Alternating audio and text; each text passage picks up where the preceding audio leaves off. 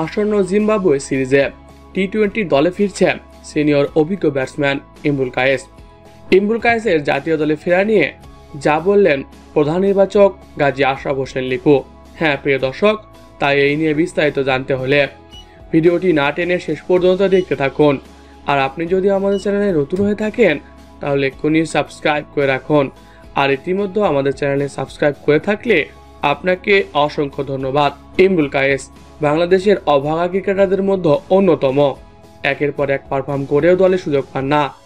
ঘরোয়া ক্রিকেটে নিয়মিত পারফর্ম করেও নির্বাচকদের চোখের আড়ালে রয়ে যান তিনি। এবারে ঢাকা প্রিমিয়ার লিগেও দুর্দান্ত ফর্মে রয়েছেন তিনি, করেছেন একটি শতকও। তবে নতুন নির্বাচক গাজী আশরাফ হোসেন লিপুর দায়িত্ব নেওয়ার পর থেকে একের পর এক চমক দেখাচ্ছেন তিনি। এইবার তিনি ইমরুলকে জাতীয় দলে ফেরাতে চান।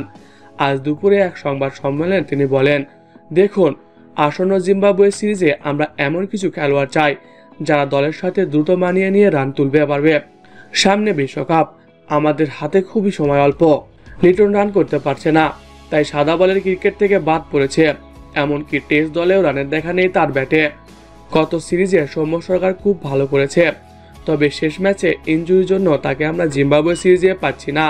বিশ্বকাপকে সামনে রেখে তাকে নিয়ে রিস্কও নিতে চাই না আমরা। এমনকি তামিমকে আমরা চেয়েছিলাম, কিন্তু সে 2024 সালে ক্রিকেটে ফিরছে না। যেহেতু সিনিয়র ক্রিকেটারদেরকে আমরা পাচ্ছি না, সেই হিসেবে আমরা বামহাতি অভিজ্ঞ একজন খেলোয়াড়কে চাচ্ছি। সেই তালিকায় ইমরুল কায়েস রয়েছে। এটা নিয়ে বিসিবির সভাপতির সঙ্গে আমাদের আলোচনা করতে হবে, তারপরে আমরা সঠিক সিদ্ধান্ত আপনাদেরকে জানাতে পারবো। তবে ইমরুল কায়েস যে আমাদের গুড লিস্টে রয়েছে এটা বলতেই পারেন।